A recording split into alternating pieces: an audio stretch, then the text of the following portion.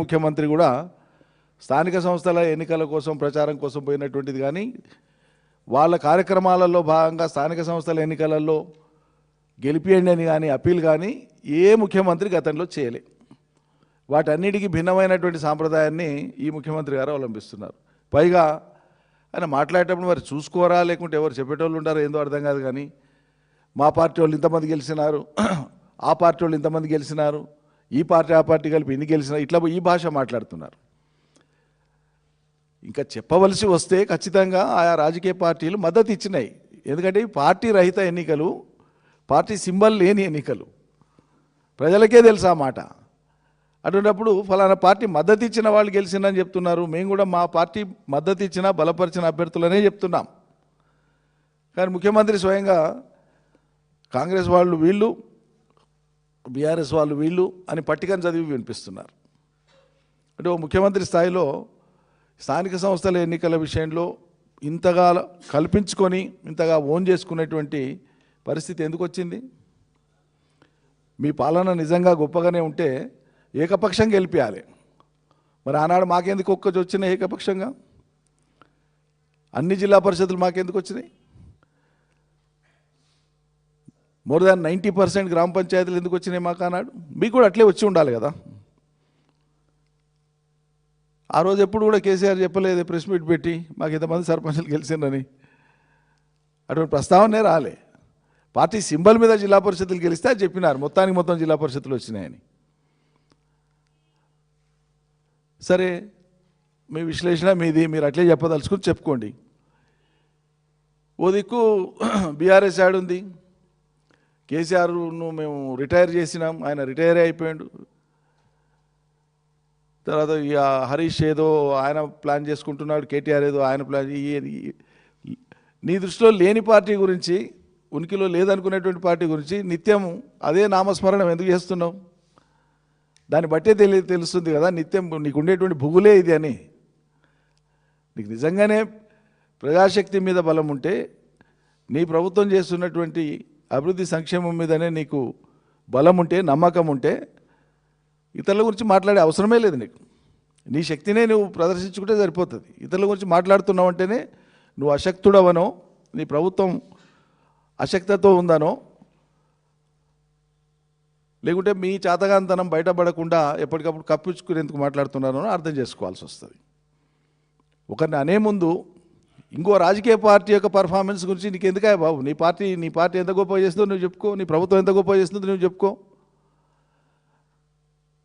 మేము ఎప్పుడన్నా అన్నామా సోనియా గాంధీ గారు అనారోగ్యంతో ఉన్నారు కాబట్టి ఆమె ప్రజాక్షేత్రంలో దిగుతలేదు, వివిధ రాష్ట్రాలలో ఎన్నికలైతే ఆమె జాతీయ స్థాయి నాయకురాలే, పార్టీ నడిపేట ఆమె దిగుతలేదు మేము ఎప్పుడన్నా అన్నామా?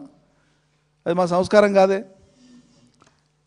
ఒక పార్టీకి ఉండేటువంటి వాళ్ళు వాళ్ళ సౌలభ్యాన్ని బట్టి డైరెక్షన్స్ ఇస్తుంటారు పార్టీకి.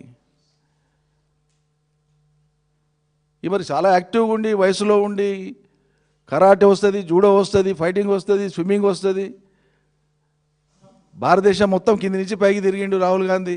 మరి అంత యాక్టివ్ ఉన్న రాహుల్ గాంధీ పోయి బీహార్లో మరి 6 సీట్లు ఎందుకు వచ్చింది కాంగ్రెస్ పార్టీకి? కేసీఆర్ ఆరోగ్యం మీద, కేసీఆర్ వయసు మీద అవహేళన చేసి నువ్వు మాట్లాడుతున్నావు కదా.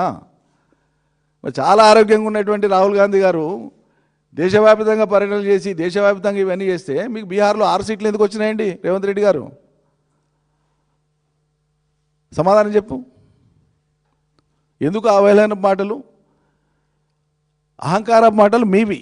ఎదురోళ్ళ మీద అంటారు ఎప్పుడు 24 గంటలు. మీరు అవి మానుకోండి. ముందు మీ అహంకార మాటలు మీరు మాట్లాడుకోండి, మాట్లాడడం మానేయండి. బాధ్యత రాహిత్యం మీది. కేటీఆర్ వర్కింగ్ ప్రెసిడెంట్ కనుక బీఆర్ఎస్ ఫలితాలే సాధించలేదని చెప్తున్నారు. ముందు మీ ఫలితాలు చూసుకున్నారా? కొడంగల్ ఓడిపోతే రాజకీయ సన్యాసం తీసుకుంటానని మాట్లాడుతారు మీరే. మేమేం కోరలే. సుడి బాగుండి మల్కాజ్గిరిలో వచ్చి ఎంపీ చేస్తారు, బాగుంది. సరే, తెలంగాణ ప్రజలు మార్పు కోరుకున్నారు కాబట్టి మీ పార్టీ అధికారంలోకి వచ్చింది.